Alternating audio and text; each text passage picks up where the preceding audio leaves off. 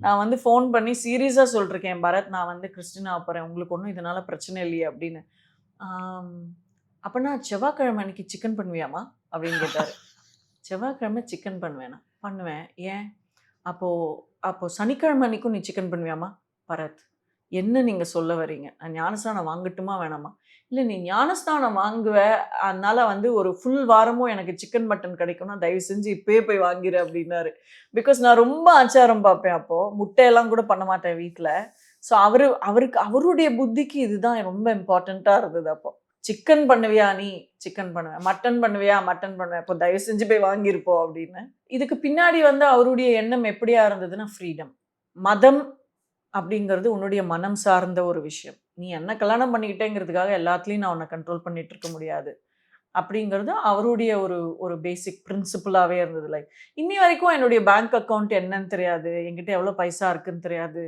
என்ன நகை இருக்குன்னு தெரியாது. ஒண்ணுமே தெரியாது பரத்துக்கு. அத நான் போய் சொல்லணும். நாளைக்கு நான் ஏதாவது செத்து கித்து போயிட்டேன்னா, உங்களுக்கு தெரியணும் பரத் எங்கெங்க என்னென்ன இருக்குன்னா, அதெல்லாம் பேங்க்லேருந்து எனக்கு லெட்டர் வந்துக்கும். அப்ப நான் தெரிஞ்சுக்கிறேன். இப்ப நீ எனக்கு எதுவுமே சொல்ல வேணாம். அருமை. ஆமா. அந்த மாரி ஒரு ஆளா இருந்ததுனால, நான் நெறைய விஷயத்துலேருந்து தப்பிச்சுட்டேன். ம். So he never controlled me. அதுக்கப்புறமா பரத்துக்கா ஜீசஸ புடிச்சு, ஹி கேம் ஒரு 11 இயர்ஸ் ஆச்சு பரத்துக்கு. சர்ச்சுக்கு வந்து எனக்கு தனியா போகவே பிடிக்காது. ஏன்னா எல்லாருமே ஃபேமிலியா ஆ. தான் வருவாங்க சண்டே. நான் மட்டும் போய் தனியா போய் உட்கார்ந்துட்டு இருந்தேன். அப்புறம் நான் சொன்னேன், "எனக்கு தனியா போறதுக்கு பிடிக்கல" அப்படின்னு. "சரிம்மா நான் கூட வரேன்." அப்ப அந்த சர்மன்லாம் கேட்டு கேட்டு, அவங்களுடைய அந்த நடைமுறைகள் எல்லாம் பார்த்து, யுஎஸ்ல இருக்கும்போது பார்த்து, அவருக்கு ரொம்ப பிடிச்சிருச்சு ஜீசஸ.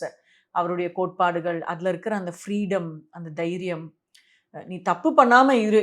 நான் வந்து உனக்கு 100% பிளெஸ் பண்றேன்." அப்படின்னு ஒரு கன்ஃபார்ம்டா சொல்ற ஒரு கடவுள் தான் ஆண்டவர். ஸோ அதனால ரொம்ப பிடிச்சிருச்சு. ஸோ அதனால he also converted into Christianity.